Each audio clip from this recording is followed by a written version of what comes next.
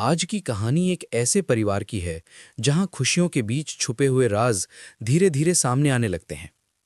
एक हल्दी की रस्म, एक छोटी सी गलती और उसी गलती के पीछे छुपा एक बड़ा सच। क्या ये सब सिर्फ एक हादसा था या फिर किसी की सोची समझी चाल?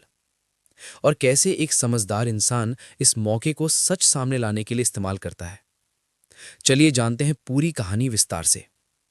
भल्ला हाउस में आज अलग ही रौनक है। सुबह से ही घर में हलचल है। हर कोई अपनी अपनी जिम्मेदारियों में लगा हुआ है। आंगन में रंगोली बनाई जा रही है, दीवारों पर फूलों की सजावट हो रही है, महिलाएं गीत गा रही हैं और हंसी मजाक का सिलसिला लगातार जारी है। मिहिका की हल्दी रस्म होने वाली है और ये पल उसके लिए बेहद खास है। इशिता हर छोटी बड़ी चीज पर ध्यान दे रही है ताकि सब कुछ सही तरीके से हो। लेकिन इस खुशी के बीच कुछ चेहरे ऐसे भी हैं जो कुछ और सोच रहे हैं। एक कोने में मधु और शगुन आपस में धीमी आवाज में बात कर रही होती हैं। उन्हें लगता है कि सब कुछ बहुत परफेक्ट चल रहा है और वो इस परफेक्शन को थोड़ा हिलाना चाहती हैं। उनका इरादा किसी को नुकसान पहुंचाना नहीं है, लेकिन वो चाहती हैं कि माहौल में थोड़ा बदलाव आए। उसी समय दूर खड़ा परम सब कुछ ध्यान से देख रहा होता है। उसके चेहरे पर एक हल्की सी मुस्कान होती है, जैसे वो किसी मौके का इंतजार कर रहा हो। सिमी तैयारी में लगी होती है, लेकिन वो थोड़ी परेशान दिखती है। उसे बार बार लगता है कि कहीं उससे कोई गलती न हो जाए। वो बार बार अपने हाथों को देखती है, गहरी सांस लेती है और खुद को संभालने की कोशिश करती है। इशिता उसकी हालत समझ जाती है। वो उसके पास जाती है और उसे समझाती है कि सब ठीक होगा। सिमी थोड़ा रिलैक्स होती है, लेकिन उसके मन में अभी भी डर बना रहता है। आखिरकार वो पल आ जाता है जिसका सबको इंतजार था। हल्दी की रस्म शुरू होती है। मिहिका को बीच में बिठाया जाता है। सब लोग बारी बारी से उसे हल्दी लगाते हैं। चारों तरफ हंसी, म्यूजिक और खुशियों का माहौल होता है। कोई फोटो ले रहा है, कोई वीडियो बना रहा है। सब कुछ बिल्कुल परफेक्ट लग रहा होता है। तभी अचानक सिमी हल्दी का कटोरा लेकर आगे बढ़ती है।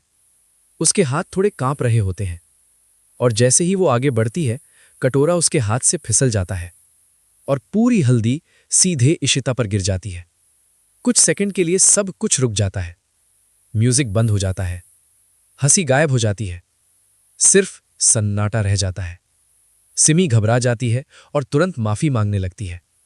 कुछ लोग उसे समझाते हैं कि यह सिर्फ एक गलती थी, लेकिन कुछ लोगों के चेहरे पर शक साफ नजर आता है। मधु और शगुन एक दूसरे को देखते हैं, जैसे चीजें उनकी उम्मीद से अलग हो गई हों। परम चुपचाप खड़ा रहता है, लेकिन उसकी नजर हर किसी पर होती है। इशिता, वो बिल्कुल शांत रहती है, ना गुस्सा न नाराजगी, बस एक गहरी सोच। इशिता को महसूस होता है कि यह सिर्फ एक एक्सीडेंट नहीं है। वो आसपास के लोगों के रिएक्शन को ध्यान से देखती है।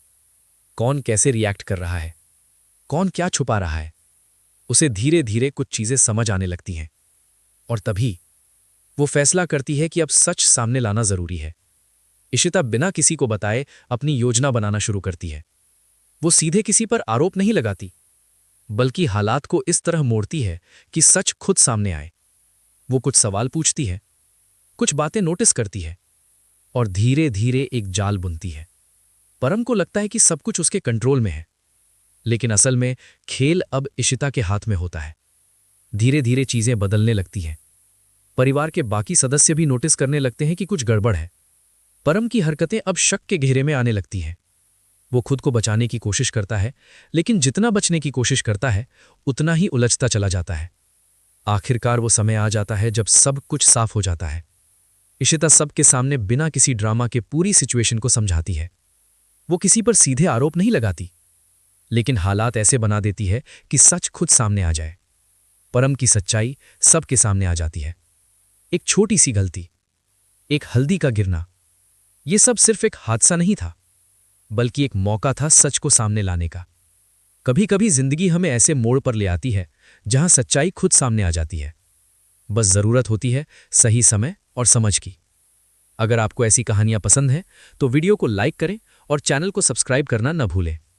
ऐसे ही लेटेस्ट अपडेट्स और आने वाले एपिसोड्स की पूरी जानकारी के लिए हमारे चैनल टीवी शो 48 को जरूर सब्सक्राइब करें और वीडियो को लाइक, शेयर और कमेंट करना बिल्कुल न भूलें। आपका सपोर्ट ही हमें और बेहतर कंटेंट बनाने की प्रेरणा देता है।